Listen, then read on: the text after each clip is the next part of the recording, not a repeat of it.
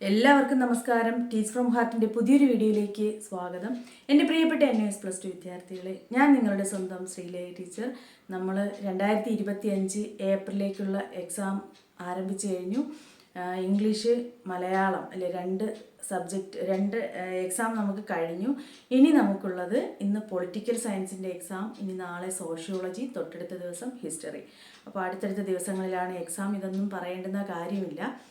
Theory പരീക്ഷകൾ എഴുതാൻ പോകുന്ന നിങ്ങൾ ശ്രദ്ധിക്കേണ്ട കാര്യങ്ങളെക്കുറിച്ചാണ് ഇന്ന് ചെറിയ കുറച്ച് കാര്യങ്ങളാണ് നിങ്ങളോട് പറയാനുള്ളത്. ആദ്യമേ തന്നെ നിങ്ങൾക്കറിയാമല്ലോ, നമ്മൾ ഫില്ല് ചെയ്യേണ്ടുന്ന നമ്മുടെ രജിസ്റ്റർ നമ്പർ, എൻറോൾമെൻറ്റ് നമ്പർ, അതെല്ലാം നിങ്ങൾ കൃത്യമായിട്ട് അതിനെക്കുറിച്ചെല്ലാം നിങ്ങൾക്ക് ഇപ്പോൾ മനസ്സിലായിട്ടുണ്ടാവും 2 ദിവസം എക്സാം അറ്റൻഡ് ചെയ്തപ്പോൾ.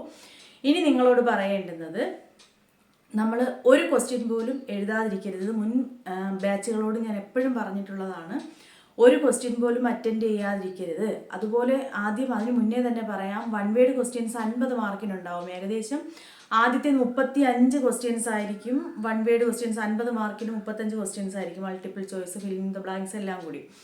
അപ്പോൾ ആ മൾട്ടിപ്പിൾ ചോയ്സിൽ നമുക്ക് 4 ഓപ്ഷൻസും തന്നിട്ടുണ്ടാവും.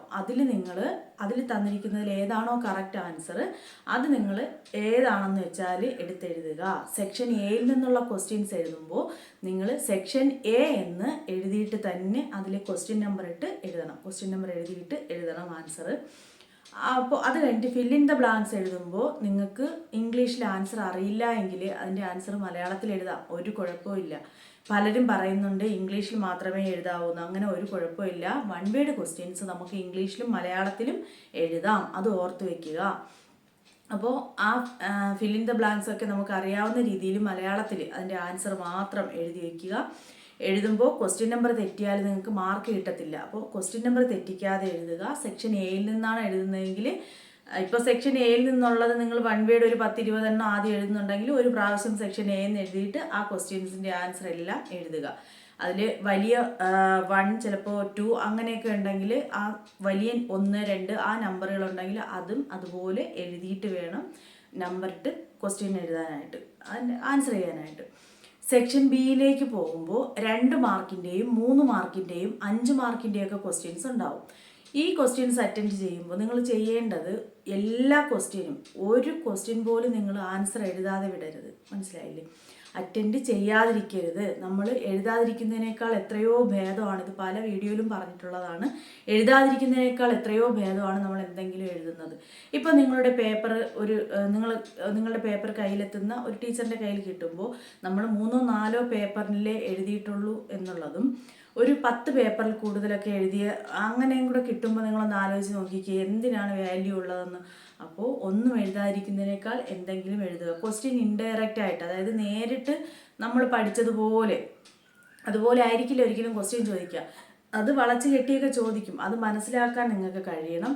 അപ്പോൾ നമ്മൾ 2-3 തവണ ഒരു ക്വസ്റ്റ്യൻ വായിക്കുമ്പോൾ തന്നെ ഇത് ഞാൻ എവിടെയോ പഠിച്ചിട്ടുണ്ടല്ലോ അല്ലെങ്കിൽ എവിടെയോ കേട്ടിട്ടുണ്ടല്ലോ എന്നൊരു ഓർമ്മ നമുക്ക് വരും. നമ്മൾ അതുമായിട്ട് ബന്ധപ്പെട്ട എന്തെങ്കിലും കാര്യങ്ങൾ, 2 മാർക്കിൻ്റെ ചോദ്യമാണെങ്കിൽ നിങ്ങൾ 2, 3, 4 സെൻറ്റൻസ്, അതിൽ കൂടുതൽ എഴുതരുത്. 5 മാർക്കിൻ്റെ ക്വസ്റ്റ്യൻസ് ആണെങ്കിൽ എന്ത് ചെയ്യുക, 5, 6, 7 സെൻറ്റൻസ്, അതിൽ കൂടുതൽ എഴുതിയാൽ നമുക്ക് ടൈം മാനേജ് ചെയ്യാൻ പറ്റില്ല. അതിൽ കൂടുതൽ എഴുതാനായിട്ട് നിൽക്കരുത്.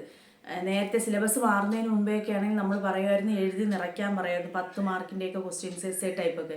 ഇപ്പോൾ അങ്ങനെ എഴുതി നിറച്ചിട്ടൊന്നും കാര്യമില്ല. ബുള്ളറ്റ് പോയിൻറ്റ്സ് ആയിട്ട് എഴുതാൻ കഴിഞ്ഞാൽ അത്രയും നല്ലത്. 5 മാർക്കിൻ്റെയൊക്കെ ക്വസ്റ്റ്യൻസ് അങ്ങനെ എഴുതി നിറച്ചുകൊണ്ടിരിക്കേണ്ട ആവശ്യവുമില്ല. ഒരു ക്വസ്റ്റ്യൻ പോലും എഴുതാതിരിക്കരുത്. അതുപോലെ ഓപ്ഷണൽ മൊഡ്യൂൾ, 2 ഓപ്ഷണൽ മൊഡ്യൂൾ എഴുതി വയ്ക്കുന്നവരുണ്ട്, അതിൻ്റെ ആവശ്യമില്ല. നിങ്ങൾ ഏത് ഓപ്ഷണൽ മൊഡ്യൂളാണോ പഠിച്ചുകൊണ്ട് പോകുന്നത് അത് ഓർത്ത് വയ്ക്കുക. ആ ഓപ്ഷണൽ മൊഡ്യൂളിൻ്റെ പേര് ഓർത്ത് വയ്ക്കുക. എന്നിട്ട് നിങ്ങൾ എന്ത് ചെയ്യണം, ആ ഓപ്ഷണൽ മൊഡ്യൂൾ നമ്മളിപ്പോൾ സെക്ഷൻ ബി എന്ന് എഴുതിയിട്ട് ആ ഓപ്ഷണൽ മൊഡ്യൂളിൻ്റെ പേരും എഴുതിയിട്ട് അതിൽ നിന്നുള്ള ക്വസ്റ്റ്യൻസ് അറ്റൻഡ് ചെയ്യണം.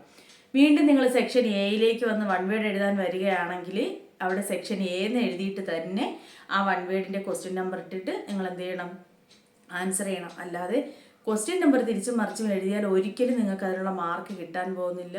പേപ്പർ നോക്കുന്ന ടീച്ചറിന് അതിൽ അവരെ കൺഫ്യൂസ്ഡ് ആക്കാമെന്നല്ല, അല്ലാതെ വേറെ ഒരു ഉപയോഗവും ഇല്ല. അതുകൊണ്ട് എന്ത് ചെയ്യുക, ക്വസ്റ്റ്യൻ നമ്പർ തെറ്റിക്കാതിരിക്കുക. മാക്സിമം എല്ലാ ക്വസ്റ്റ്യനും അറ്റൻഡ് ചെയ്യുക. നല്ല രീതിയിൽ നിങ്ങൾക്ക് എഴുതാൻ കഴിയും. പൊളിറ്റിക്സൊക്കെ മിക്കവാറും റിപ്പീറ്റ് ക്വസ്റ്റ്യനാണ് ചോദിക്കുന്നത്. നമ്മൾ ഹിസ്റ്ററി മാത്രമാണ് മിക്കവാറും എല്ലാ വർഷവും ഇങ്ങനെ ക്വസ്റ്റ്യൻ കുറച്ചെങ്കിലും ടഫ് ആവുന്നത്. പൊളിറ്റിക്സ് ഒന്നും അങ്ങനെയല്ല. അതുകൊണ്ട് എല്ലാവർക്കും നന്നായിട്ട് എക്സാം അറ്റൻഡ് ചെയ്യാൻ കഴിയട്ടെ, നല്ല മാർക്ക് വാങ്ങാൻ കഴിയട്ടെ. നിങ്ങൾക്ക് എങ്ങനെ ഉണ്ടായിരുന്നു എക്സാം എന്ന് നിങ്ങൾ എഴുതിയതിന് ശേഷം വന്ന് പറയണം. ഓക്കെ, അപ്പോൾ എല്ലാവർക്കും ആശംസകൾ, ഓൾ ദ ബെസ്റ്റ്. എൻ്റെ എല്ലാ സ്റ്റുഡൻസിനും എക്സാം നന്നായിട്ട് എഴുതാനും പരീക്ഷാ ഹാളിലേക്ക് കയറുമ്പോൾ ഒന്നും മറന്നു പോകാതിരിക്കാനും ഒക്കെ സാധിക്കട്ടെ എന്ന് പ്രാർത്ഥിക്കുന്നു. ആശംസകൾ. നമുക്കിനി സോഷ്യോളജിയുടെ കുറച്ച് ക്വസ്റ്റ്യൻസുമായിട്ട് കാണാം. Thank you.